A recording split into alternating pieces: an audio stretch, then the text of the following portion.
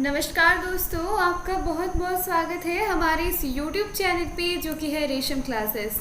आपको बता दूं कि अगर आपने री रजिस्ट्रेशन और री एडमिशन आपका एक्सपायर हो चुका है, रद्द हो चुका है, तो फिर क्या करें, इसके लिए क्या समाधान है। बिल्कुल नए तरीके से पुराने नियम बदल चुके हैं, तो आप बिल्कुल ही लेटेस्ट और 2020 की एकदम लेटेस्ट अपडेट आप देख रहे हो, जहां इग्नू हर एक दिन नई चेंजेस करता है।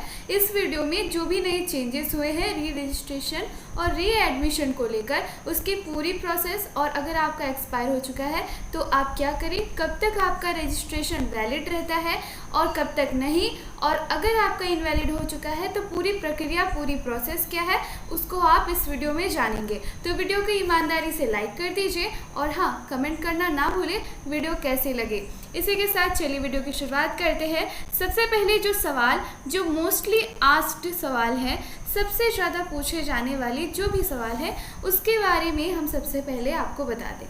इग्नू में अगर आप स्टडी करते हैं तो ये बातें आपको जाननी बहुत ज़रूरी है। अगर री रजिस्ट्रेशन की बात करें, री एडमिशन और री रजिस्ट्रेशन एक्सपायर होता है कब, कैसे, इसके बारे में जानेंगे। उसके बाद अगला सवाल है, क्या फिर से री रजिस्ट्रेशन एडमिशन करने में पैसे लगेंगे, पूरी प्रोसेस या प्रक्रिया क्या होगी, क्या कोई एक्स्ट्रा चार्जेस लगेगा, या फिर इग्नू में कब और कौन कर सकता है इसके लिए अप्लाई, और कब होते हैं इसके लिए ऑफिशियल नोटिफिकेशन आउट, इन सब के बारे में हम आपको बताएंगे। तो वीडियो बहुत ही जानकारी और बहुत ही नॉलेजफुल होने वाली है, तो आप वीडियो के साथ ज़रूर बने रहें।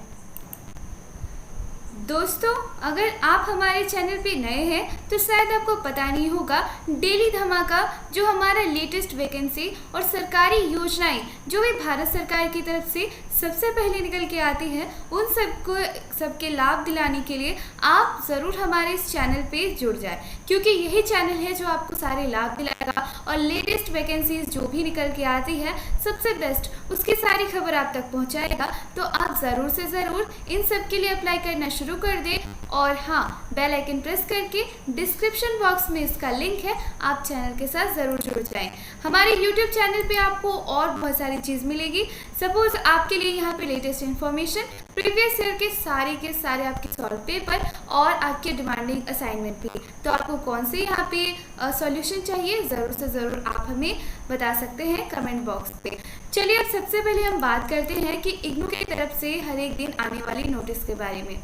इग्नू की तरफ से बहुत बड़ी प्रोसेस ये है कि इग्नू ओपन यूनिवर्सिटी होने के साथ स्टूडेंट्स को बहुत सारे फ़ायदे देता है। अब ये फ़ायदे हम कह सकते हैं कि री एडमिशन के लिए, लेकिन रिसेंटली एक नोटिस के थ्रू ये जो कैंसिलेशन हो चुका है, यानी कि होने वाला है, ऑफिशियल नोटिफिकेशन के थ्रू ये कहा गया है कि आपका जो री एडमिशन है वो कैंसिल हो जाएगा। मैं आपको वो नोटिस भी दिखा देती हूँ कि आखिर वो नोटिस क्या है। तो सबसे पहले हम उस नोटिस को ओपन करते हैं आपके लिए। यहाँ पे आपको बता दूँ कि इस नोटिस की वजह से बहुत सारे स्टूडेंट्स को ये प्रॉब्लम हो रही है, तो आपको बता दें, आप इसके लिए ज़रा सा भी घबराएं नहीं, लेकिन इस नोटिस के अलावा भी बहुत सारी ऐसी प्रॉब्लम्स हैं और उसके सॉल्यूशन मैं आपको इस वीडियो में बताऊँगी।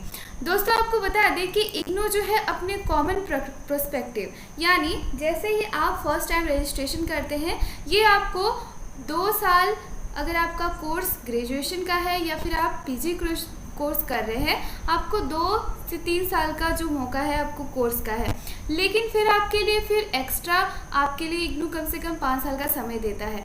वो टाइम पीरियड ये हटाता नहीं है। आपको बता दें कि एक्स्ट्रा जो ये टाइम पीरियड देता है 5 साल का, इसे या फिर 2 साल या 1 साल, जो भी एक्स्ट्रा टाइमिंग ये देता है, मैक्सिमम टाइमिंग, इसे ये कैंसिल नहीं करने वाला। तो आप बिल्कुल इसके लिए टेंशन मत लीजिए कि आपका जो है एक्स्ट्रा टाइमिंग आपसे ले लिया जाएगा। हाँ, अगर आपका रजिस्ट्रेशन जो एक्सपायर हो चुका है, अगर आपका रजिस्ट्रेशन एक्सपायर हो चुका है तो फिर आप उसके लिए री रजिस्ट्रेशन कर सकते हैं। क्यों? क्योंकि अगर आपने अभी तक री रजिस्ट्रेशन नहीं किया, इग्नू के अकॉर्डिंग जो नई यहाँ पे रूल निकल के आई है, उसके तरफ से कहा गया है कि अगर आप फिर से री रजिस्ट्रेशन नहीं करते हैं तो फिर आपका जो है आप एग्ज़ामिनेशन नहीं दे पाएंगे और आपका कोर्स इनवैलिड होगा। ये इस नोटिस में कहा गया है। तो आप समझ ले रहे हैं, अगर आपका एक्सपायर हो चुका है तो आपको फिर से री रजिस्ट्रेशन और अगर आपका एडमिशन कैंसिल हो चुका है तो फिर आप री एडमिशन कराएं। अब हम यहाँ पे बताते हैं री एडमिशन और री रजिस्ट्रेशन के बारे में डिफरेंस।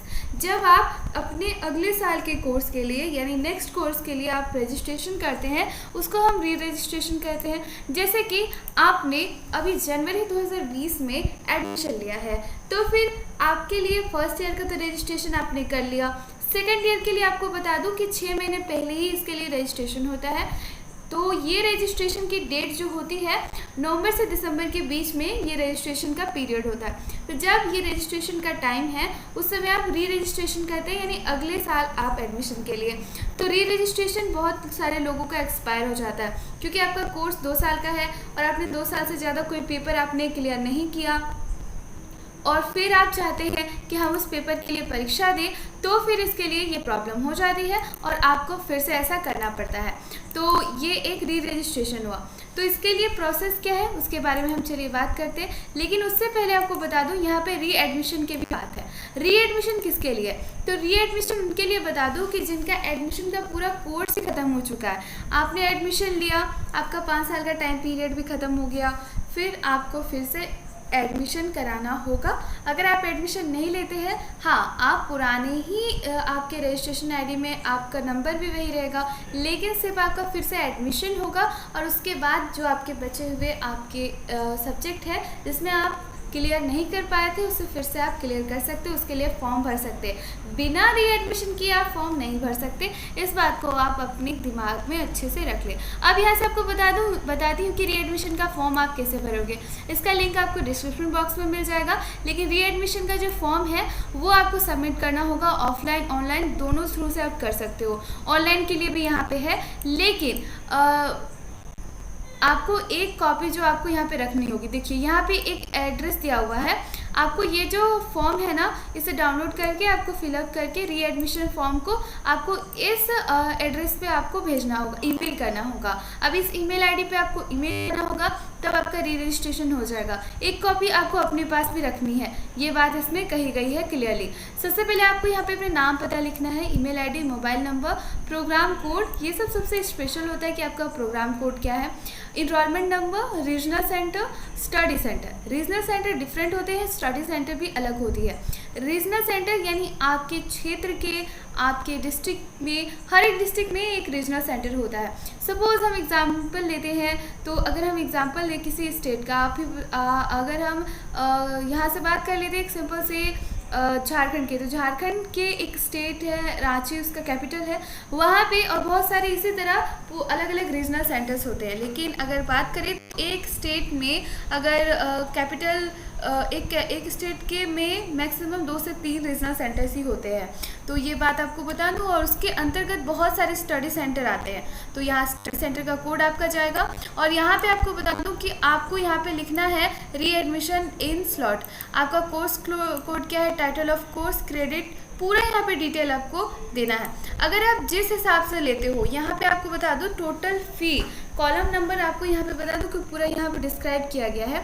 यहाँ पे आपको जो आपका कोर्स का कोड का पैसा लगेगा, क्योंकि आप जब यहाँ पे अपना फिर से आप रजिस्ट्रेशन कराते हो तो री एडमिशन करा रहे हो तो फिर आपको उसके लिए फ़ी देना पड़ेगा। अब यहाँ पे आपको बता दूँ डिटेल ऑफ री registration for the missed year, आपने कौन से ईयर के लिए री रजिस्ट्रेशन को मिस किया है ये भी आपको बता दूं कि यहाँ पे ये फॉर्म जाएगा। यहाँ पे आपको बता दूं आपका साल लिखना है या फिर सेमेस्टर लिखना है और री रजिस्ट्रेशन के लिए फ़ी आपको यहाँ पे लिखना है। अब यहाँ पे डिमांड ड्राफ्ट आपको बताया जा रहा है, डिमांड ड्राफ्ट की तरफ से आपको ये पेमेंट करना है और नेम ऑफ बैंक ड्राफ्ट की तरफ से आपको पेमेंट करना है, डिमांड ड्राफ्ट की तरफ से, याद रखिएगा। उसके बाद यहाँ पे बता दूं, अगर हम नीचे आते हैं रूल रेगुलेशन एडमिशन को देखते हैं, इसमें कहा गया है कि अगर आप मिस करते हैं तो आपको देखिए यहाँ पे 6 मंथ, 1 ईयर और 2 ईयर, यहाँ पे 6 मंथ प्रोग्राम जो डिप्लोमा कोर्सेस है। उसके बाद यहाँ पे आपको बता दूं बीकॉम के लिए 1 ईयर, 2 ईयर, अलग अलग यहाँ पे maximum duration of 2 years and above for all under graduate और पोस्ट ग्रेजुएट। पोस्ट ग्रेजुएट और अंडर ग्रेजुएट के लिए मैक्सिमम ड्यूरेशन 2 साल का यहाँ पे दिया गया है, इससे ज़्यादा आप नहीं कर सकते। दूसरी तरफ यहाँ बता दूं कि यहाँ पे सारा डिटेल बताया गया जिसमें आपकी फ़ी एवरीथिंग यहाँ पे बताई गई है। री रजिस्ट्रेशन स्टेटस को आप इस वेबसाइट के थ्रू भी चेक कर सकते हैं। री रजिस्ट्रेशन स्टेटस जब आप कर ले तब कि आपका एक्सपायर हुआ है या फिर आपका वैलिड है, तो आप चेक कर सकते हैं। सबसे पहले आप होम पे आइए, स्टूडेंट जोन पे जाते हैं। स्टूडेंट जोन पे आने के बाद आप अपना री रजिस्ट्रेशन ऑनलाइन री रजिस्ट्रेशन स्टेटस के थ्रू आप यहाँ पे क्लिक करते हैं।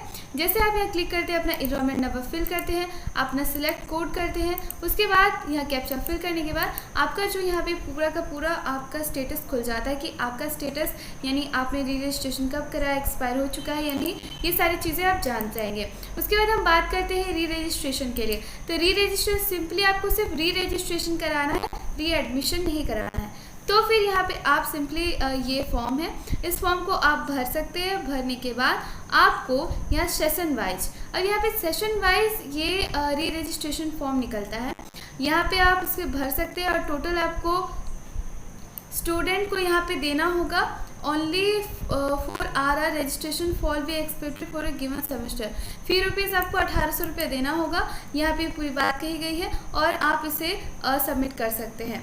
ऑनलाइन भी प्रोसेस होता है। ऑनलाइन प्रोसेस के लिए जब इग्नू के थ्रू से जैसे यहाँ जनवरी और जून के सेमेस्टर के लिए री रजिस्ट्रेशन का यहाँ फिर से कोड निकाला गया है और इसके थ्रू भी आप जान सकते हैं कि हमें कब करना है, तो कौन कौन से सब्जेक्ट के लिए यहाँ पे निकाला गया है। तो ये पूरी प्रोसेस रही, मैंने आपको बताया और उम्मीद करती हूँ कि आपको इसके लिए ये वीडियो पसंद आई होगी।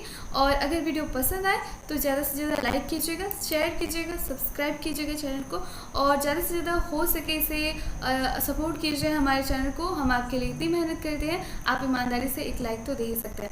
इसी के साथ इस वीडियो में बस इतना ही, फिर मिलते हैं अगले वीडियो पे। Thank you very much.